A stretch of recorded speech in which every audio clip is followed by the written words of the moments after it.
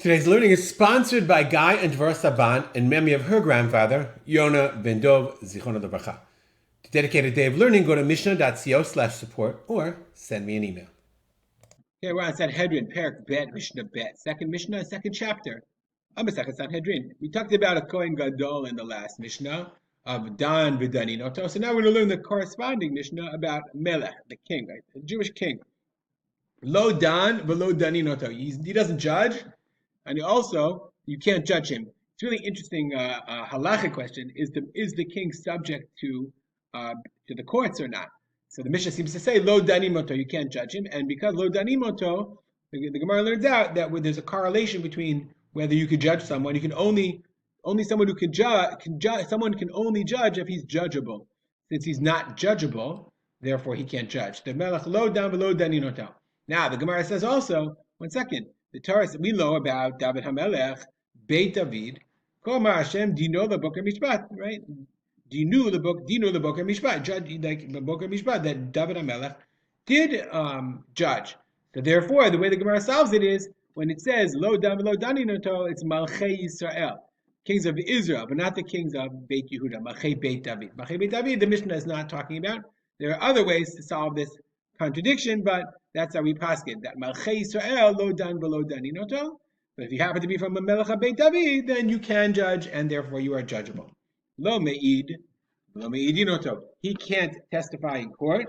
V'lo meidinoto means, and they don't testify about him, which makes sense because you don't judge him either. Since you don't judge him, you don't testify about him. Lo choletz v'lo chosim leishto. He doesn't do chalitza, meaning if his brother died. And his brother died without children, then he doesn't do chalitza. And of course, his wife, you don't do chalitza for his wife either. He doesn't do chalitza because it's not appropriate. It's not mat'im that the king should do chalitza even for his brother's wife. Okay, and also the almana, the widow of a melech, can't marry anyone else, and that's why lo chotzin the ishto. Lo biyabim, he doesn't do yibum. Similarly, v'lo miyabmin the ishto for the exact same reason. Okay. Rabbi Yehuda says, "Im ratzal achlos oli yabem zacholato." No, it's not. I guess it's below his kavod. But if he wants to do chalitza or yibum on his brother's wife, zacholato.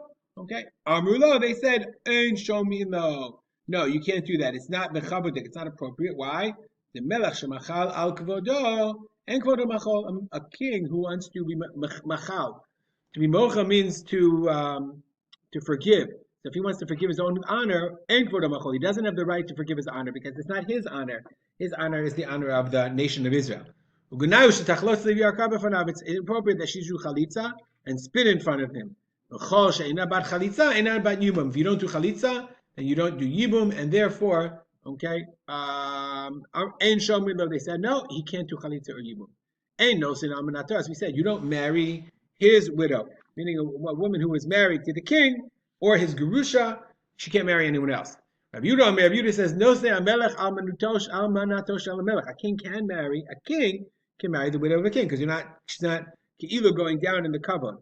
Shekain matzinu b'David shenasa almanatosh al Shaul. David Amelech married the almana of Shaul when he died. Shneimar, va'itna lecha et beit adonecha, will give you the house of your master, ve'eneshei adonecha, and the wives of your master bechekecha, in your chek, in your lap.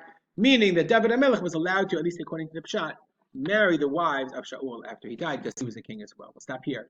Dedicated learning to memory of my father, Harav Simcha ben Yitzchak Kalman. Have a great day.